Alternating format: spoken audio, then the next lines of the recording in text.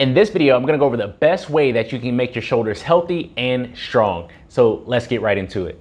So the first thing you wanna think about is utilizing more dumbbells, kettlebells, and landmines in your workouts over barbells. What this can do is try to reduce the imbalances that you have in your shoulders to begin with. If you're utilizing a barbell, one side will typically compensate for the lack of strength in the other side. And over time, let's just say you have a movement imbalance or you just have a strength deficit, then you're not really tackling the one side that may be weaker or may have that imbalance. So allow yourself the time. It could be through one whole training cycle. It could be just your training in general. It could be more based on dumbbells, kettlebells, and landmine presses other than in rows, other than the barbell movements. And doesn't necessarily mean you have to completely eliminate the barbell, but try to utilize the dumbbells, kettlebells, and landmine presses and pulls more often in your training. Second thing that you want to think about is to balance your pushing and your pulling. So it doesn't necessarily mean the same thing for everyone, because some people can do way more pulling in their sports training or in their day-to-day activities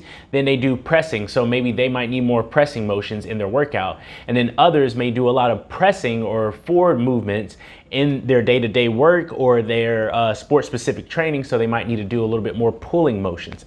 So it just depends on you. So whatever you do more outside of training, maybe you want to do less of inside of training, because that's going to reduce the potential for overuse, aches and pains and discomforts. So just kind of really figure out which one you need more of in your training that you're not getting access to outside of training, and do more of that. It doesn't necessarily mean you have to go overboard, but just add more of that in your training than you are the other stuff that you're doing more consistently outside of your training. Number three, you want to think about movements that allow your scapula to move more freely. So I'm talking about your shoulder blade here.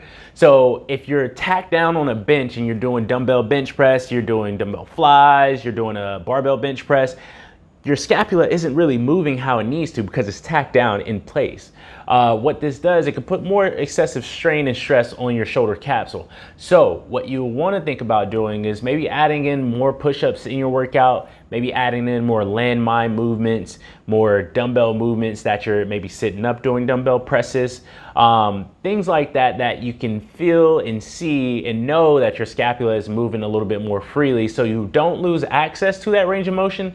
And once again, it doesn't necessarily mean you don't have to do or you can't do the bench press or any of those type of movements that keep your scapula tacked down. It just means that you want to keep in mind and be cognizant of adding in the movements that's going to allow your scapula to move more freely, to keep your shoulders healthy and stable. And the final tip here is to understand your deficits.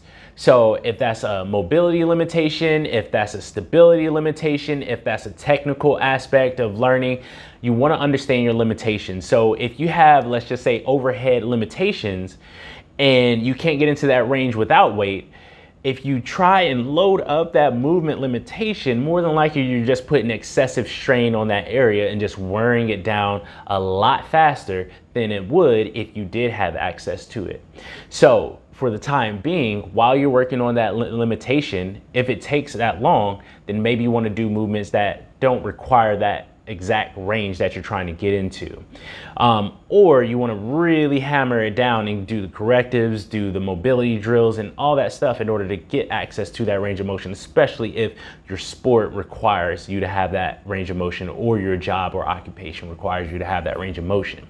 If it's a stability issue, you can find out and fix that a little bit sooner than you would some type of long-standing existing mobility restriction. This can all contribute to your shoulder becoming less resilient over time, so you really want to tackle those areas more sooner than later. So to recap, utilize dumbbells, kettlebells, landmines, presses a little bit more than you're utilizing barbell movements. Make sure to balance your pushing to your pulling, comparatively speaking, to whatever you're doing outside of training. Make sure that you're doing movements that allow your scapula to move a little bit more freely, and then make sure that you address your limitations if that's mobility, stability, or a technical aspect.